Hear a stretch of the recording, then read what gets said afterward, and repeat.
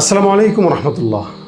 ইনসান হিসেবে আমাদের জীবনে চলার পথে আল্লাহ পাক কর্তৃক কিছু সীমাবদ্ধতা আল্লাহ পাক দিয়েছেন, যাতে করে নারী পুরুষের চলাফেরায় কোনো গুনাহ না হয়ে যায়। কারণ আল্লাহ পাক নারী আর পুরুষের দৃষ্টির হেফাজতের জন্য আল্লাহ পাক আদেশ দিয়েছেন। যেভাবে নারীদেরকে আল্লাহ পাক নজরকে হেফাজত করার আদেশ দিয়েছেন, ঠিক তেমনইভাবে আল্লাহ পাক পুরুষদেরকেও তাদের নজরের হেফাজত করার কথা বলেছেন। আমাদের সমাজে নারীদের পর্দার কথা বলা হলেও পুরুষদের যে পর্দা আছে এই ব্যাপারে আলোচনা খুব কমই হয়, যার কারণে নারীরা অনেক ক্ষেত্রে হেফাজত থাকতে পারলেও পুরুষরা এদিকে অনেকটা হেফাজত থাকতে পারে কম। আল্লাহ পাক রব্বুল আলামিন বলেন, কুল্লিল মুমিনিনা ইয়াগুদ্দু মিন আবসারিহিম কুল্লিল মুমিনাতি ইয়াগুদ্দুনা মিন আবসারিহিন। নারী পুরুষ উভয়কে আল্লাহ পাক নজরের হেফাজতের কথা বলেছেন। কিন্তু কিভাবে আমরা নজরকে হেফাজত করব? প্রতিনিয়ত আমরা ঘরে থাকলেও নজরের হেফাজত হচ্ছে না, বাহিরে গেলে তো হচ্ছেই না। যদি আমরা একাকী কোনো রুমে থাকি তখনও দেখা যায় মোবাইলের স্ক্রিনের মাধ্যমে ফেসবুক, ইউটিউব, টিকটকে আমাদের নজরের হেফাজত প্রচুর পরিমাণে খেয়ানত হয়।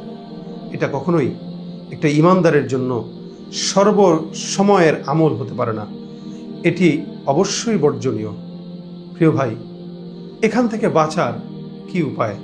ওলামা একরামরা বলেন, কেউ যদি নজরের খারাপি থেকে বাঁচতে চায় তাহলে সে যেন নিজেকে নিজের শাস্তির আওতায় নিয়ে আসে। অর্থাৎ আমি চিন্তা করব যে আজকে সকাল থেকে রাত পর্যন্ত আমি কতবার নজরের খেয়ানত করেছি। যদি হয় 10 বার, তাহলে আমি একাকী একটি রুমে যাই, একটি কাপড় পেঁচিয়ে আমি আমার পিঠেই ইচ্ছা করে 10টি চাবুক মারি, অথবা আমি যে কোনো একটি লাঠি দিয়ে আমার হাতে 10টি বাড়ি মারি। এটি আমার নজরের খেয়ানতের কারণে আমি আমাকে শাস্তি দিলাম। এবং ওই সময় আমি এই ভাবনাটা ভাববো যে আল্লাহ পাক তো আমাকে এইভাবেই আখিরাতে কিয়ামতের ময়দানে বিচার হিসাব নিকাশের পরে জাহান্নামে এরকম করে শাস্তি দিবেন, এর চেয়েও বেশি শাস্তি দিবেন। আমি যদি দুনিয়ার এই সাময়িক শাস্তি সহ্য করতে না পারি, আখিরাতের সেই বিশাল শাস্তি কিভাবে সহ্য করব? এই কারণে আসুন আমরা গুনাহের হিসাব মিলাই।